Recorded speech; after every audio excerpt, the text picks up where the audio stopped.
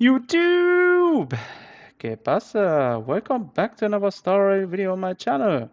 Right, so today I'm gonna be talking to you guys exactly how I managed to clear the Universe Simulation World 4.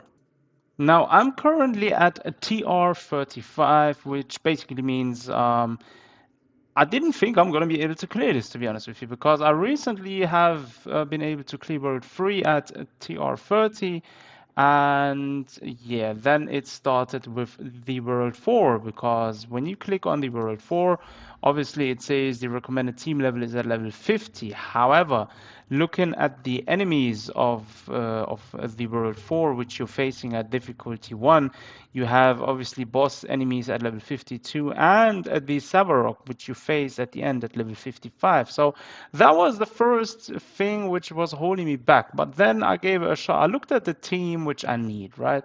So when you're looking at this, it says the recommended types are obviously listed on the top right, as you can see. And I went ahead and went with an entire burn team. So let me quickly show you the exact team and the build of each character I've used. And then I'm going to talk you guys through um, which what's it called the which best paths you should choose, right? So you have to be able to you have to choose your paths before you start the universe simulation. I'm going to talk you through which paths I've chosen, and I'm going to give you a little general strategy when facing the last boss, because everything up until Savarok is pretty straightforward. Basically just running in there, killing everything off. It's pretty straightforward. Yes, there are some elites in between and some the special paths where you have a special event where you face off certain elites, or you have the choice to maybe even leave. There are some which were kind of tricky, but we got through it. But the last boss, that was where that is probably where most of you are going to get stuck. So let me quickly show you the team and the build for each character. So here's the team I've used for the Universe Simulation 4. As you can see, I've focused mainly on Burn to get the weakness of Savarok in there, because we want to be able to proc the break of his armor. Hence, we went with a full-on fire, aka flame, aka burn team. And this team, actually, if you have Himeko, she would actually be even a better lead than someone like Hook, right? However, since I didn't have Himeko, Hook was the next best thing to choose. And instead of Bailu, obviously, if you don't have her, you can definitely choose Natasha as a healer. She's definitely a good one. You could also substitute Bailu for Lucha.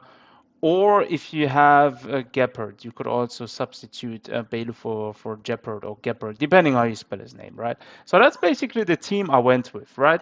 So let's quickly look at the build for each character. Again, this is only a guide on how to manage to clear the universe simulation for if you are at a very low trailblazer level and you are just barely to be able to level your characters to level 50, then you are right at this video, because I'm just going to show you exactly how I did it, and I'm not going to be showing you like some crazy F to pay way to do it, right? So let's quickly look at the character. So the first up is Hook. She is going to be the main DPS of this lineup which I've chosen.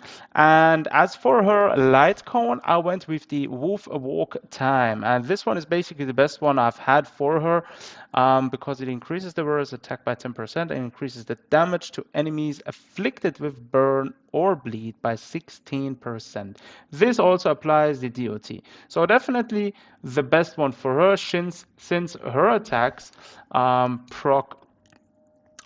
attacks proc the burn status ailment, which is basically one thing to look out for when running against Savarok, because the thing about Savarok is, right, he isn't really the issue, right? If you're running with this team, like a full burn team, you're going to be able to break through his resistance very, very fast and very easily, depending on if you choose the right path as well.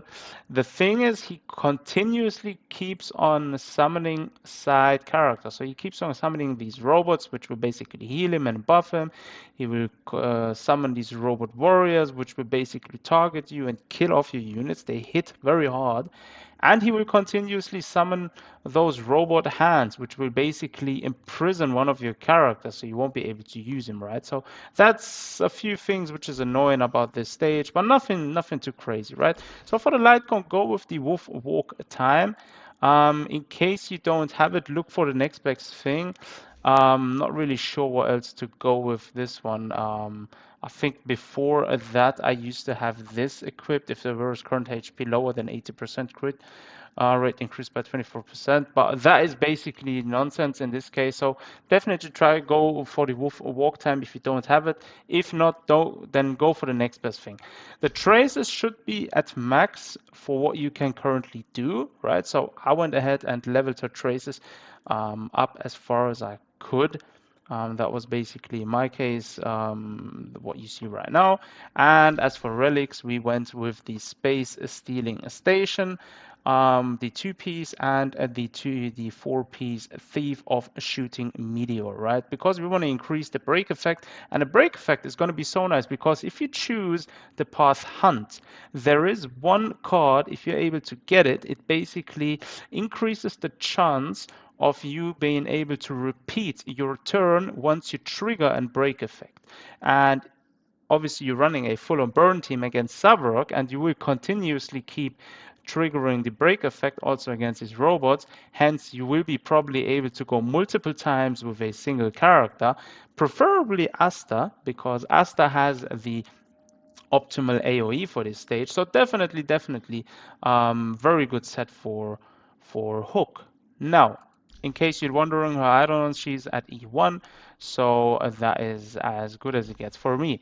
Now, let's look at the next character. Where is she? Asta. There she is. Now, she is the AoE attacker of the team, and she also spams her Astral Blessing, which is an optimal support ultimate, which increases the speed of all allies by 40 for 2 turns, which is basically very nice to have in this specific universe simulation. Now, the light cone which I gave her is the Memories of the Past, which is probably the best thing you could give her at 4-star. Well, it's the best thing I could give her anyways. So check out your light cones and see if you have anything that's good for her. This one is basically, it increases the wearer's break effect by 28%. And the reason why I went again with break effect is because you want to be able to have as much break effect on your units, because throughout the entire universe simulation, you will be having type advantage, right? So you want to be able to increase the break effect. And if you get the specific hunt card, which I was talking about, which will be able to repeat your turn, you will be able to constantly keep attacking multiple times. And with Asta, it's very nice because of her AoE. Right, she basically gets the break effect when the wearer attacks additionally regenerates for energy.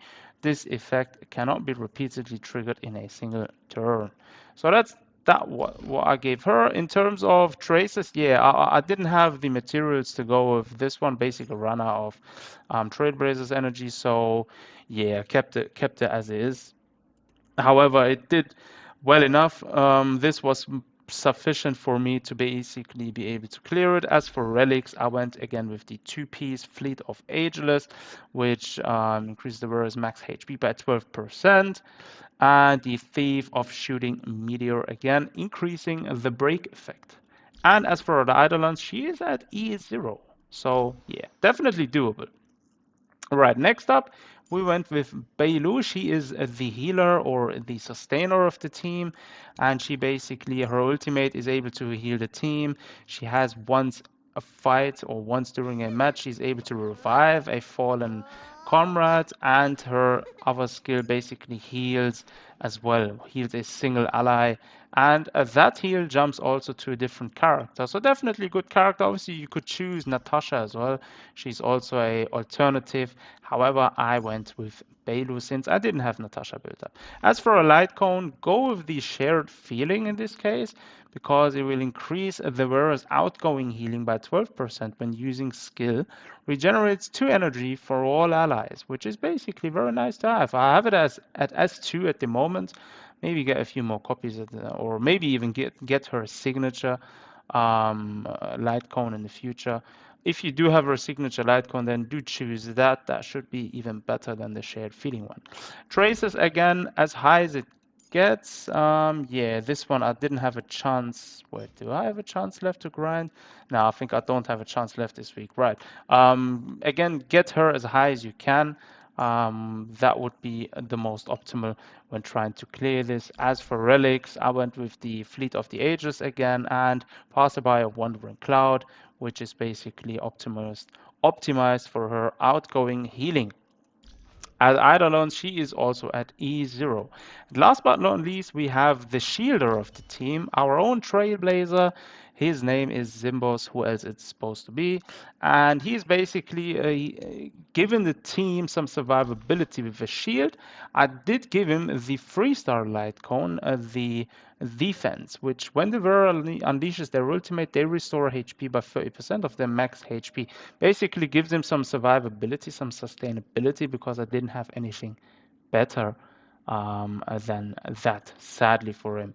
Right, but again, level those up to level 50. So make sure when going into the stage, into the universe simulation stage world 4, make sure your light cones are all level 50 as well. Yes, for Asta, she is only at level 40, but it was sufficient, right? Again, Traces, he is at max at what I'm currently able to get to.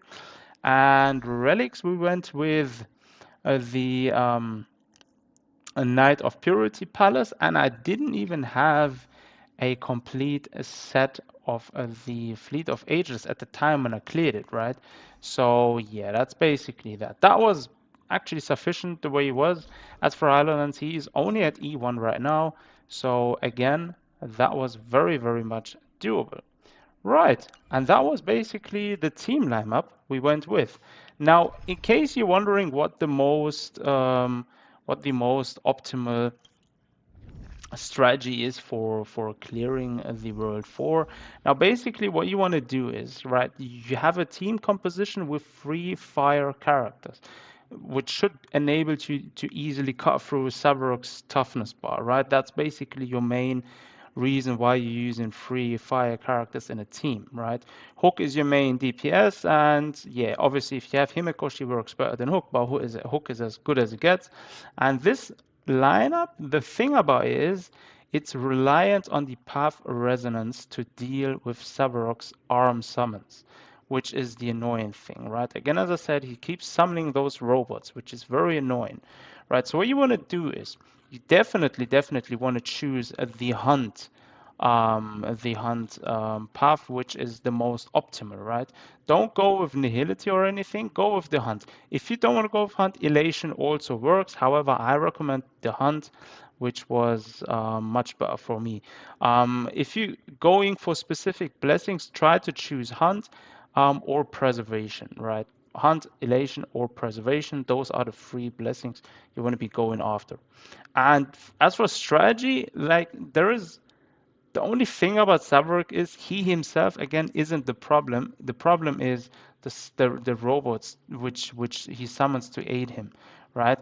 Focus on those summoned robots before prioritizing Savarok, since they can deal damage to your team, heal Savarok, and the arms he summons can capture your allies, right? At stage 3, he keeps summoning those big robot hands, which will basically grab one of your characters and make him unusable. So that's the first thing. You want to take them out with ease, use your path resonance or ultimate, save them for this fight, and once they're out, Savarok should be easy enough to focus on. And again, the arms, again, as I said, they are very annoying. Like I did it on the first try, but on the first try, I actually thought I'm gonna lose some of my characters. And since Bailu was one of the captured characters, she wouldn't have been able to revive that certain character as well. So yeah, that was kind of very annoying with those robot arms. However, they shouldn't be the problem to be taken out, right? So focus again on the summons, and that should be it. And once you finish the World 4, you basically get the rewards, and you're good to go. That's basically the way you want to be able to clear the universe simulation 4.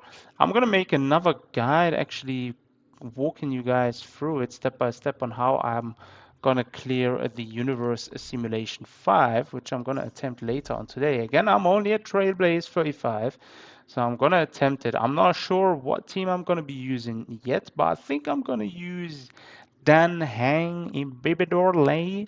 I don't even know how to spell his name. Probably going to use him. He's probably going to be the character I'm going to go with as main DPS, but yeah, we're going to see.